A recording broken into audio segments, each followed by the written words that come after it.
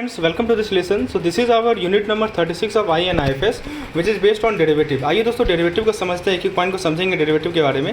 Let's discuss derivative in detail. What is derivative? दोस्तों बताया जा रहा है कि डेरिवेटिव एक फाइनेंशियल कॉन्ट्रैक्ट होता है जो कि अपना वैल्यू डिराइव करता है किसी अंडरलाइंग एसेट के परफॉर्मेंस से, जैसे कि स्टॉक, कमोडिटी, करेंसी, इंडेक्स. ठीक है. या दोस्तों जैसे एक ऑप्शन कॉन्ट्रैक्ट है या किसी एप्पल स्टॉक में, ये अपना वैल्यू डिराइव करता है किसी अंडरलाइंग एप्पल स्टॉक के प्राइस से. सो फ्रेंड्स, डेरिवेटिव के बारे में बताया जा रहा है. Let's discuss derivative in detail. So derivative एक फाइनेंशियल कॉन्ट्रैक्ट है जो कि अपना वैल्यू डिराइव करता है किसी अंडरलाइंग एसेट के परफॉर्मेंस से, जैसा कि स्टॉक, कमोडिटी, करेंसी या इंडेक्स. दोस्तों डेरिवेटिव का यूज़ किया जाता है इन्वेस्टर के द्वारा, कंपनीज़ के द्वारा, ताकि वो पोटेंशियल लॉस को हेज कर सकें. मान लीजिए मार्केट में कोई चेंज आया, उसके कारण जो रिस्क है उसको हेज कर सकें. जैसे फार्मर किसी फ्यूचर कॉन्ट्रैक्ट को यूज़ कर सकता है, वो प्राइस को लॉक कर सकता है किसी क्रॉप का इससे पहले कि वो हार्वेस्ट हो, जिस कारण से जो प्राइस फ्लक्चुएशन का रिस्क है उससे वो बच सकता है. राइट. तो और दूसरी तरफ से दोस्तों ट्रेडर भी डेरिवेटिव को यूज़ कर सकते हैं, किसी फ्यूचर डिसीजन को स्पेकुलेट कर सकते हैं मार्केट का और पोटेंशियली प्रॉफिट कमा सकते हैं प्राइस फ्लक्चुएशन से. तो ये सभी डेरिवेटिव्स के यूज हैं. दोस्तों बताया जा रहा है ओवर द काउंटर, ठीक है, OTC के बारे में बताया जा रहा है. डेरिवेटिव OTC डेरिवेटिव दोस्तों प्राइवेटली नेगोशिएटेड कॉन्ट्रैक्ट होता है दो पार्टीज़ के बीच में, जैसे ब्लैंक और क्लाइंट के बीच में. OTC डेरिवेटिव का एग्जांपल है दोस्तों फॉरवर्ड कॉन्ट्रैक्ट और स्वैप. मैं सब के बारे में आगे बताऊंगा, अभी बस सुनते जाइए आप. Exchange traded derivative standardised contract होता है जो कि ट्रेड होता है किसी एक्सचेंज में, जैसे कि शिकागो मर्केंटाइल एक्सचेंज या न्यूयॉर्क स्टॉक एक्सचेंज. तो ये जो एग्जांपल मैं बताऊँ एक्सचेंज ट्रेडेड डेरिवेटिव का, वो फ्यूचर है और ऑप्शन कॉन्ट्रैक्ट है. दोस्तों इसके अंदर फॉरवर्ड, फ्यूचर, ऑप्शन, स्वैप सब आता है. मैं इसको आगे बताऊंगा फॉरवर्ड क्या होता है, फ्यूचर क्या होता है, पूरा टॉपिक ही इस पर डिस्कशन होगा. दोस्तों RBI डिफाइन करती है डेरिवेटिव को एक फाइनेंशियल इंस्ट्रूमेंट जिसका वैल्यू डिराइव होता है किसी अंडरलाइंग एसेट से, जो कि रिक्वायर करता है लिटिल इनिशियल इन्वेस्टमेंट. इसका मतलब ये हुआ कि इन्वेस्टर जो है पोटेंशियली लार्ज प्रॉफिट ले सकते हैं या लॉसेस ले सकते हैं विथ रिलेटिवली स्मॉल इन्वेस्टमेंट. जैसे मान लीजिए कि एक ऑप्शन कॉन्ट्रैक्ट है, उसमें एक स्मॉल प्रीमियम चाहिए जिसको अपफ्रंट पे करना है, लेकिन जो पोटेंशियल प्रॉफिट या लॉस है वो ज़्यादा हो सकता है depending on underlying asset performance. तो RBI डिफाइन करती है डेरिवेटिव को एक ऐसा फाइनेंशियल इंस्ट्रूमेंट जिसका वैल्यू डिराइव होता है किसी अंडरलाइंग एसेट से और इसमें लिटिल इनिशियल इन्वेस्टमेंट चाहिए. मतलब दोस्तों इन्वेस्टर हैं वो लार्ज प्रॉफिट कमा सकते हैं या लॉसेस कमा सकते हैं. लॉसेस हो सकता है उनको रिलेटिव स्मॉल इन्वेस्टमेंट के साथ. जैसे मान लीजिए कोई ऑप्शन कॉन्ट्रैक्ट है, उसमें स्मॉल प्रीमियम चाहिए अपफ्रंट, लेकिन जो पोटेंशियल प्रॉफिट या लॉस हो सकता है बहुत ज़्यादा हो सकता है. ठीक है, ये बताया जा रहा है. दोस्तों फिर नेक्स्ट पॉइंट में चलते हैं. नेक्स्ट पॉइंट में आइए देखते हैं क्या बताया जा रहा है कि डेरिवेटिव सिक्योरिटी एक फाइनेंशियल कॉन्ट्रैक्ट है जिसका वैल्यू डिराइव होता है अंडरलाइंग एसेट से, जैसा कि स्टॉक, कमोडिटी, इंटरेस्ट रेट. जैसे कॉल ऑप्शन है किसी स्टॉक पे, वो बायर को राइट देता है कि वो स्टॉक को खरीद सके किसी प्री डिटरमाइंड प्राइस पे, जो कि अंडरलाइंग स्टॉक प्राइस से डिराइव होता है. फिर दोस्तों आइए डेरिवेटिव के बारे में और पॉइंट्स देखते हैं. Let's discuss some more points regarding derivative. दोस्तों बताया जा रहा है कि इंडिया में डेरिवेटिव को रेगुलेट किया जाता है सिक्योरिटी कंट्रोल रेगुलेशन एक्ट यानी SCRE के द्वारा. ये 1956 का एक्ट है जो कि डेरिवेटिव को डिफाइन करता है. SCRE कैसे डिराइव करता है डेरिवेटिव को, देखिए ये डेरिवेटिव कॉन्ट्रैक्ट को डिफाइन करता है एक एग्रीमेंट जिसका वैल्यू डिराइव होता है एक अंडरलाइंग एसेट से. मतलब दोस्तों एक कोई भी ऐसा फाइनेंशियल कॉन्ट्रैक्ट जो कि अपने वैल्यू डिराइव कर रहा है किसी अंडरलाइंग एसेट से, वो डेफिनेशन में आता है. सो हिस्ट्री ऑफ डेरिवेटिव में क्या बताया जा रहा है दोस्तों, let's see the history of derivative in detail. दोस्तों ट्रेडिंग का मतलब होता है कि आप गुड्स और सर्विस को एक्सचेंज कर रहे हैं दो लोगों के बीच में. ये दोस्तों प्री हिस्टोरिक टाइम से होता आ रहा है, इससे पहले कि पैसा इन्वेंट हुआ था. जैसे लोग जो है गुड्स को एक्सचेंज करते थे, जैसे फूड, टूल या clothing in exchange for other goods and service. फिर दोस्तों सुमेरियंस ने एक जो कि मेसोपोटामिया में रहते थे 4000 साल पहले, उन्होंने अकाउंटिंग मेथड डेवलप किया था जिसमें क्ले टोकन और टैबलेट्स को यूज़ किया जाता था ताकि वो ट्रेडेड कमोडिटी का ट्रैक रख सकें, जैसा कि ग्रेन या लाइव स्टॉक. ठीक है, तो ग्रेन या लाइव स्टॉक का रिकॉर्ड रखने के लिए सुमेरियंस यूज़ करते थे जो कि मेसोपोटामिया में थे. दोस्तों फिर बताया जा रहा है कि 600 BC में फिलोसफर का नाम था थेल्स ऑफ माइलेटस. इन्होंने पहला रिकॉर्डेड डेरिवेटिव ट्रांजैक्शन को डेवलप किया था. वो ऑलिव ऑयल को यूज़ करते थे अंडरलाइंग कमोडिटी के रूप में. Olive oil was use underlying commodity, और कॉल ऑप्शन को नेगोशिएट करते थे ऑलिव ऑयल के प्रेसेस पे, क्योंकि उनको राइट देता था कि वो प्रेसेस को खरीद सकें एक सर्टेन प्राइस पे फ्यूचर डेट में. तो थेल्स जो थे वो बिलोंग करते थे, वो बेट करते थे कि ऑलिव हार्वेस्ट अच्छा होगा जो कि इंक्रीज़ करेगा डिमांड फॉर ऑलिव ऑयल, इस कारण से प्रेसेस का प्राइस बढ़ेगा. तो ये एक एग्जांपल है दोस्तों कैसे डेरिवेटिव का स्पेकुलेशन के लिए यूज़ किया जाता था. तो यही बताया जा रहा है दोस्तों. फिर 1515 ईस्वी में देखिए एंटवर्प के बारे में बताया जा रहा है. एंटवर्प एक बेल्जियम का सिटी है जो कि ओपन किया अपना बॉर्ड्स क्या होता है, एक बिल्डिंग होता है जहाँ पे ट्रेडर जो है मीट कर सके और बिजनेस कर सके. उस समय में क्या होता था कि फॉरवर्ड कॉन्ट्रैक्ट एक मेन वे था ट्रेडिंग कमोडिटीज़ का. फॉरवर्ड कॉन्ट्रैक्ट एक एग्रीमेंट होता है बायर और सेलर के बीच में. मैं आपको समझा दो दोस्तों फॉरवर्ड कॉन्ट्रैक्ट क्या होता है. देखिए जो बायर है और जो सेलर है उनके बीच में एक एग्रीमेंट होता है कि वो बाय करेगा या सेल करेगा एक स्पेसिफिक कमोडिटी को प्री डिटरमाइंड प्राइस पे. पहले से प्राइस डिटरमाइन किया जाता है, उस पर बाय करेगा या सेल करेगा कमोडिटी को. ठीक है, और फ्यूचर में तो जैसे मान लीजिए फार्मर जो है फॉरवर्ड कॉन्ट्रैक्ट सेल कर सकता है कि वो बायर को फॉरवर्ड कॉन्ट्रैक्ट बेच सकता है ताकि वो क्रॉप बेच सके फिक्स प्राइस पे 6 मंथ के समय में, 6 महीना में वो क्रॉप को बेच सके किसी बायर को। दोस्तों फिर बता रहा है जापान के केस में, फ्यूडल जापान में दोस्तों 17वीं सेंचुरी के आसपास डिजोमा राइस एक्सचेंज इस्टेब्लिश हुआ, जो कि कंसिडर किया गया फर्स्ट मॉडर्न फ्यूचर मार्केट। ये एक्सचेंज अलाउ करता था फार्मर और मर्चेंट को कि वो राइस के फ्यूचर कॉन्ट्रैक्ट को ट्रेड कर सकें। फ्यूचर कॉन्ट्रैक्ट भी फॉरवर्ड कॉन्ट्रैक्ट से ही सिमिलर होता है, लेकिन स्टैंडर्डाइज होता है और स्टॉक एक्सचेंज पे ट्रेडेड होता है। ये बायर और सेलर को अलाउ करता है कि वो कॉन्ट्रैक्ट को ट्रेड कर सके अलग अलग एक्सपायरेशन डेट का और कॉन्ट्रैक्ट साइज का, और इसके प्राइस मार्केट डिसाइड करती है। 1848 में दोस्तों चिकागो बोर्ड ऑफ ट्रेड यानी CBOT को इस्टेब्लिश किया गया, जो कि ओल्डेस्ट और longest future and option exchange है वर्ल्ड का। ये एक्सचेंज दोस्तों इनिशियली क्रिएट किया गया था एग्रीकल्चर कमोडिटी को ट्रेड करने के लिए, जैसा कि कॉर्न, व्हीट और सोयाबीन। लेकिन दोस्तों बाद में इस एक्सचेंज ने अपने प्रोडक्ट को एक्सपेंड कर दिया, इसके अंदर दूसरे कमोडिटीज़ भी आ गए जैसे मेटल, एनर्जी, फाइनेंशियल प्रोडक्ट। आज CBOT जो है CME ग्रुप का पार्ट है, जो कि ग्लोबल मार्केट कंपनी है, जो कि ऑपरेट करती है बहुत सारे डेरिवेटिव एक्सचेंज को।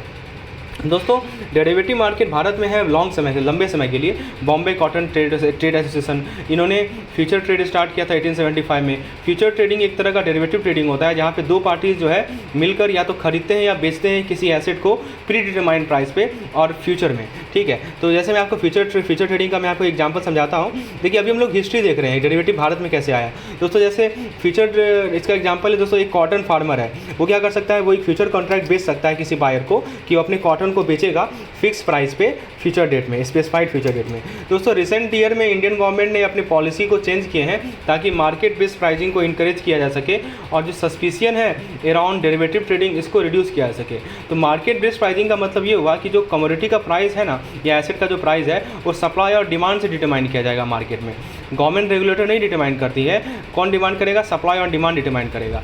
सस्पिशियस अराउंड डेरिवेटिव कब राइज होता है, मान लीजिए कि मार्केट मैनिपुलेशन का कोई कंसर्न है, इनसाइडर ट्रेडिंग है या कोई अदर फ्रॉडलेंट प्रैक्टिस है, तो उस केस में दोस्तों सस्पिशियन आता है अराउंड डेरिवेटिव। दोस्तों डेरिवेटिव ट्रेडिंग बिगिन हुआ था भारत में जून 2000 में, जब सेबी ग्रांट किया अपना पहला अप्रूवल, फाइनल अप्रूवल मई 2001 में। ये अप्रूवल बेस्ड था recommendation of LC Gupta committee, जो कि गवर्नमेंट ने सेटअप किया था ताकि इशू कर सके डेरिवेटिव ट्रेडिंग के को स्टडी करने के लिए। ये जो अप्रूवल है ये अलाउ किया कि trading on derivative on stock exchange in India. तो दोस्तों डेरिवेटिव ट्रेडिंग इन इंडिया, इसके अंदर फ्यूचर्स और ऑप्शन आते हैं इंडिविजुअल स्टॉक पे, इंडिसेस पे और करेंसीज पे। फिर दोस्तों बताया जा रहा है कि सेबी जो कि रेगुलेटरी बॉडी है, जो कि सिक्योरिटीज़ मार्केट को ओवरसी करती है, उसने अप्रूवल दिया इंडेक्स सिक्योरिटी में इंडेक्स फ्यूचर कॉन्ट्रैक्ट के ट्रेडिंग का स्टॉक मार्केट इंडिसेस पे, जैसे कि S&P, CNX, निफ्टी, सेंसेक्स। तो इंडेक्स फ्यूचर कॉन्ट्रैक्ट एक तरह का डेरिवेटिव कॉन्ट्रैक्ट होता है, जो कि मार्केट पार्टिसिपेंट को अलाउ करता है कि वो पोजीशन ले सके future value of stock market index, जैसे कि निफ्टी या सेंसेक्स। जैसे मान लीजिए कि एक मार्केट पार्टिसिपेंट है, आप एक मार्केट पार्टिसिपेंट, ठीक है। तो दोस्तों इससे ये हम लोग बात कर रहे हैं कि एक मार्केट पार्टिसिपेंट है, वो इंटर कर सकता है किसी फ्यूचर कॉन्ट्रैक्ट में, जो कि एग्री करेगा, बाई करेगा या सेल करेगा निफ्टी इंडेक्स को फ्यूचर डेट में एक स्पेसिफाइड प्राइस पे। ठीक है, तो यही बताया जा रहा है दोस्तों। तो सेबी एक रेगुलेटरी बॉडी है, याद रखिएगा दोस्तों। इनिशियल अप्रूवल दिया गया कि हाँ चलो इंडेक्स को ट्रेड कर सकते हैं फ्यूचर कॉन्ट्रैक्ट में।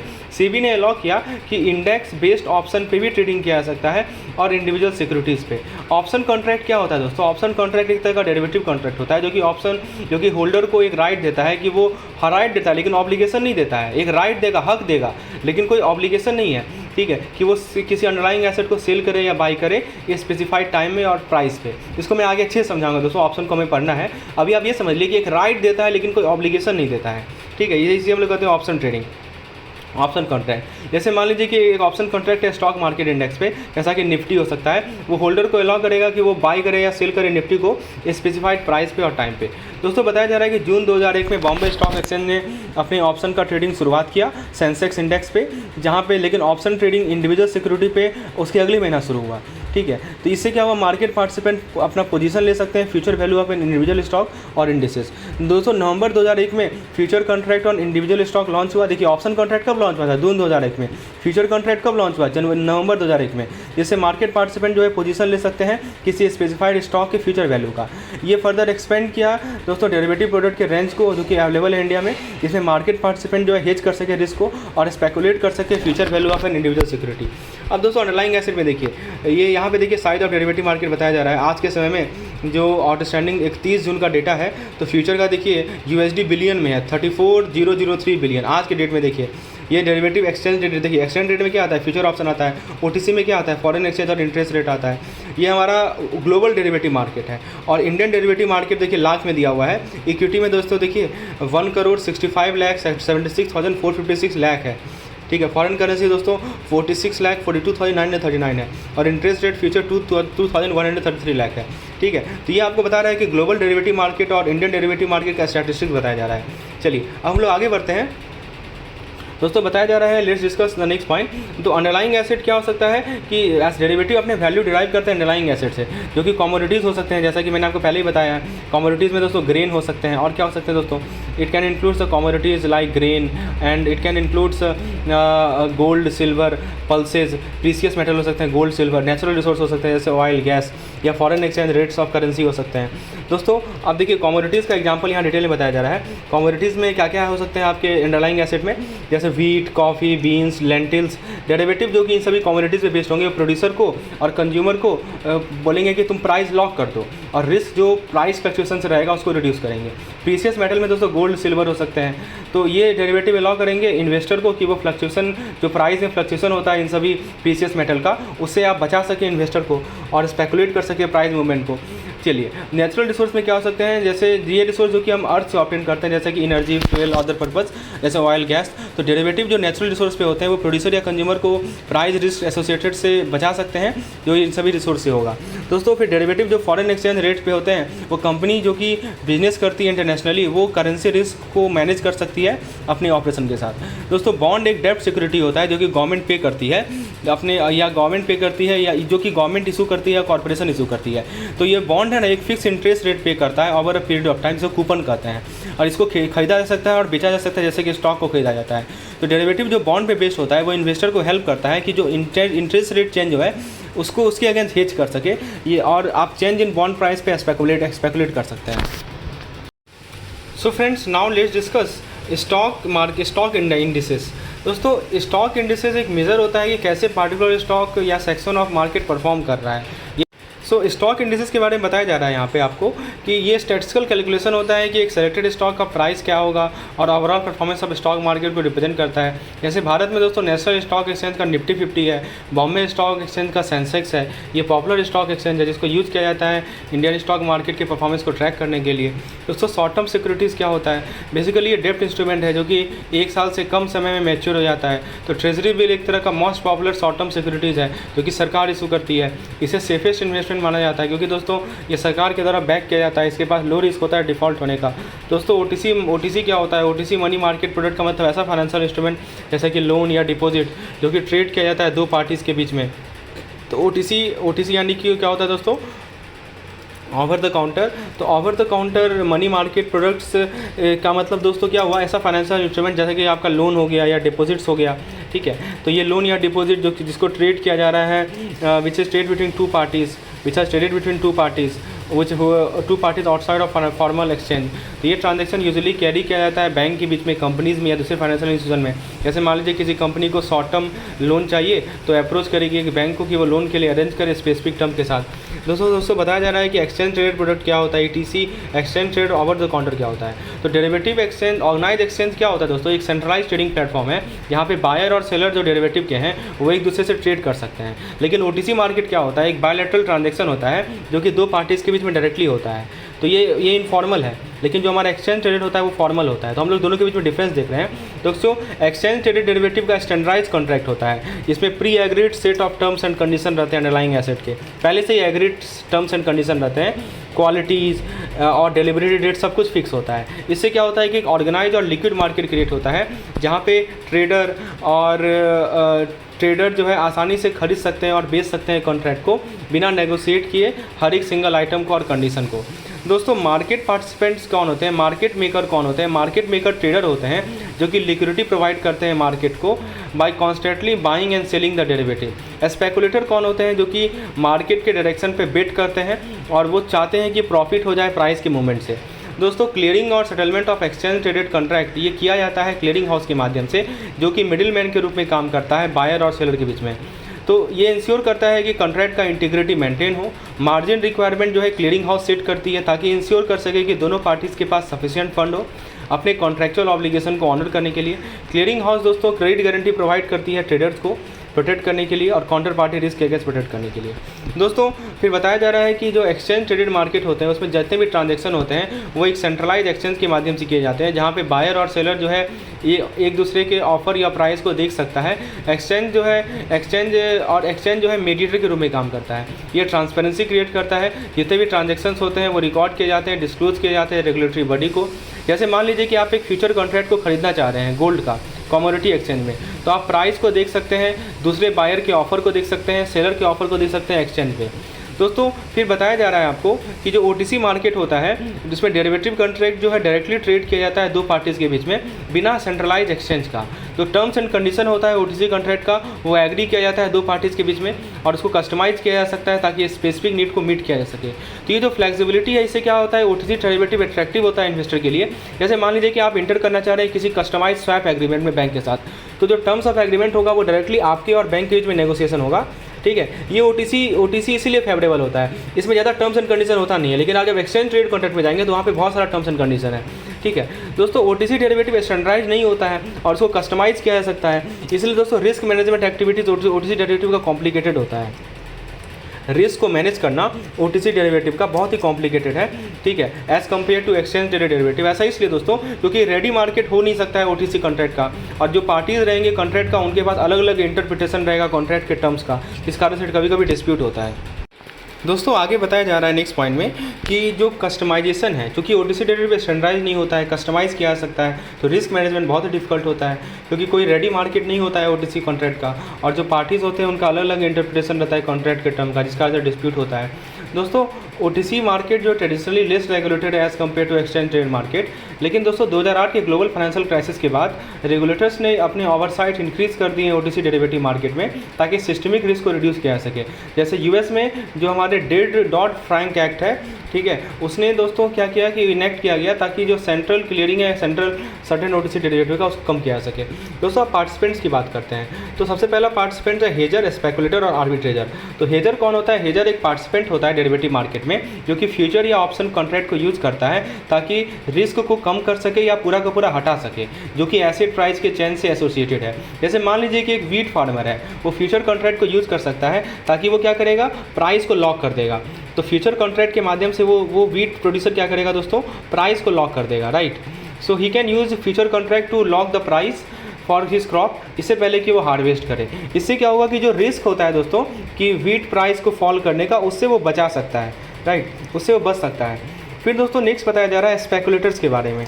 स्पेकुलेटर्स कौन होते हैं? स्पेकुलेटर्स जो होते हैं दोस्तों वो पार्टिसिपेंट्स होते हैं डेरिवेटिव मार्केट में जो कि future movement in the price of an asset पे बेटिंग करते हैं।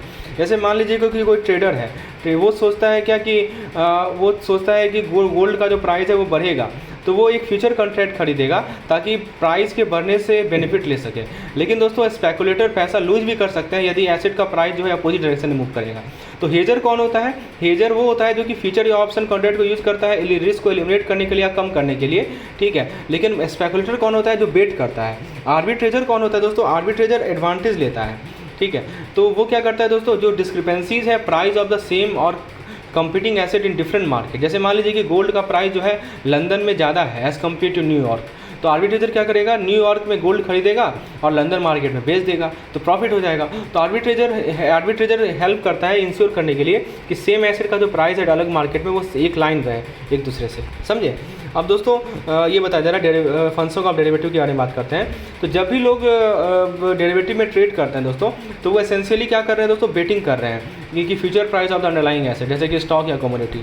तो दोस्तों ये जो ट्रेडिंग एक्टिविटी है ये यूजफुल इन्फॉर्मेशन प्रोवाइड करता है कि क्या मार्केट पार्टिसिपेंट सोचते हैं कि एसेट के प्राइस क्या होने चाहिए फ्यूचर में। इस इन्फॉर्मेशन से आप प्राइस सेट कर सकते हैं अंडरलाइंग एसेट मार्केट में, जिसे हम लोग कहते हैं प्राइस डिस्कवरी। इसे क्या कहा जाता है दोस्तों, तो हम लोग इंपॉर्टेंस देख रहे हैं डेरिवेटिव का, इसे ही कहा जाता है दोस्तों प्राइस डिस्कवरी, ठीक है। जैसे मान लीजिए कि बहुत सारे लोग सोच रहे हैं क्या कि फ्यूचर कॉन्ट्रैक्ट गोल्ड का खरीदें, तो ये इंडिकेट कर रहा है कि गोल्ड का जो प्राइस है फ्यूचर में बढ़ने वाला है। यदि सभी लोग गोल्ड के फ्यूचर कॉन्ट्रैक्ट में इन्वेस्ट कर रहे हैं, खरीद रहे हैं, मतलब कि गोल्ड का प्राइस बढ़ने वाला है, तो ये इन्फॉर्मेशन रिफ्लेक्ट हो जाता है market price of the gold में। दोस्तों फिर बताया जा रहा है दूसरा डेरिवेटिव का फंक्शन है कि डेरिवेटिव मार्केट में दोस्तों हेजर होते हैं जो कि अपने रिस्क एक्सपोजर को कम करना चाहते हैं थ्रू द प्राइस मूवमेंट। तो कुछ स्पेकुलेटर्स भी होते हैं जो कि रिस्क लेना चाहते हैं फॉर पोटेंशियली हाई रिटर्न। तो दोस्तों डेरिवेटिव कॉन्ट्रैक्ट को ट्रेड करके हेजर अपने रिस्क को ट्रांसफ़र कर सकते हैं स्पेकुलेटर को, जिनके पास हायर एपिटाइट है रिस्क का। इससे हेजर क्या करेंगे, अपने आप को प्रोटेक्ट करेंगे अगेंस्ट द पोटेंशियल लॉस। ठीक है, तो ये बात ध्यान रखना है दोस्तों। डेरिवेटिव एक तरीका प्रोवाइड करता है कि आप रिस्क को हेज कर सकें against the risk of price movement in the underlying asset. जैसे मान लीजिए कि यदि कोई इन्वेस्टर है, उसने एक पोर्टफोलियो खरीदा स्टॉक का और वो वरीड है कि मार्केट में डाउन टर्न होगा, ठीक है, तो वो क्या कर सकता है दोस्तों, वो जो है बाय ऑप्शन खरीद लेगा स्टॉक इंडेक्स पे, ताकि अपने पोर्टफोलियो को बचा सके। दोस्तों बताया जा रहा है कि जो ट्रांजैक्शन कॉस्ट एसोसिएटेड होते हैं डेरिवेटिव इंस्ट्रूमेंट में ट्रेड करने के लिए, वो कम होते हैं as compare to those in the underlying asset market. ऐसा इसलिए दोस्तों कि डेरिवेटिव का इलेक्ट्रॉनिकली ट्रेड किया जाता है और कोई फिजिकल डिलीवरी की जरूरत होती नहीं है, जैसा कि अंडरलाइंग एसेट है। इस कारण से इन्वेस्टर अपने पैसे को बचा सकते हैं, जो कि ट्रांजैक्शन कॉस्ट होगा, और ओवरऑल कॉस्ट ऑफ ट्रेडिंग को भी रिड्यूस कर सकते हैं। ठीक है, क्योंकि ऑनलाइन ट्रेडिंग होता है। ये सब दोस्तों इंपॉर्टेंस है हमारे डेरिवेटिव के। आप दोस्तों डेरिवेटिव का टाइप देख सकते हैं, एक होता है फाइनेंशियल डेरिवेटिव, एक होता है कमोडिटी डेरिवेटिव। फाइनेंशियल डेरिवेटिव में दोस्तों एक्सचेंज ट्रेडेड होता है फ्यूचर ऑप्शन, और फ्यूचर में करेंसी आता है। कमोडिटी डेरिवेटिव में देखिए, कमोडिटी डेरिवेटिव अलग हो गया। फाइनेंशियल डेरिवेटिव का दो पार्ट है, एक्सचेंज ट्रेडेड के अंदर फ्यूचर ऑप्शन आएगा, ओवर द काउंटर में फॉरवर्ड कॉन्ट्रैक्ट, फ्यूचर, स्वैप और एक्जॉटिक्स आएगा। अब हम लोग एक एक करके सभी को डिस्कस करेंगे। ठीक है, तो ये सब चीज़ को ध्यान रखना है। फिर दोस्तों डेरिवेटिव का एक और एडवांटेज समझ लीजिए। अब हम लोग सबसे पहले फॉरवर्ड कॉन्ट्रैक्ट की बात करते हैं। So let's discuss what is a forward contract. Forward contract दोस्तों एक तरह का फाइनेंशियल कॉन्ट्रैक्ट होता है दोस्तों, जो कि दो पार्टीज़ के बीच में होता है। ठीक है, जब वो एग्री करते हैं कि वो किसी अंडरलाइंग एसेट को खरीदेंगे या बेचेंगे, जैसे कि कमोडिटी, करेंसी, सिक्योरिटी, किसी स्पेसिफिक प्राइस पे, किसी प्री डिटरमाइंड फ्यूचर डेट में, तो फॉरवर्ड कॉन्ट्रैक्ट को यूज़ किया जाता है कि फ्यूचर प्राइस के मूवमेंट के अगेंस्ट आप हेज कर सकें।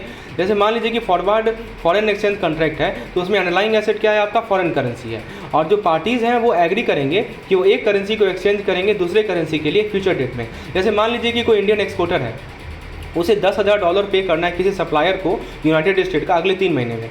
लेकिन दोस्तों इंपोर्टर कंसर्न है कि जो एक्सचेंज रेट है US डॉलर और इंडियन रुपीज़ में वो फ्लक्चुएट करेगा उस समय में, तो वो क्या करेगा, ज़्यादा पे कर सकता है एंटिसिपेटेड से। तो इस रिस्क को मिटिगेट करने के लिए इंपोर्टर एक फॉरवर्ड कॉन्ट्रैक्ट में इंटर कर गया बैंक के साथ या दूसरे फाइनेंशियल इंस्टीट्यूशन के साथ। ठीक है, उसने एग्री किया कि वो INR को एक्सचेंज करेगा USD के लिए एक एग्रीड रेट पे तीसरा महीना पे। तो ये जो फॉरवर्ड रेट होगा ना, वो डिटरमाइन किया जाएगा करंट स्पॉट एक्सचेंज रेट पे, और इंटरेस्ट जो रेट प्रिवेल कर रहा है हर एक कंट्रीज, दोनों कंट्रीज में। ठीक है, इस बेसिस पे क्या डिसाइड किया जाएगा, फॉरवर्ड रेट, जिस पे कॉन्ट्रैक्ट किया जाएगा 3 महीने बाद। जैसे मान लीजिए कि करंट स्पॉट एक्सचेंज रेट है इंडियन रुपीज़ का, वो है 1 USD बराबर 1 US डॉलर बराबर 75 रुपीज़।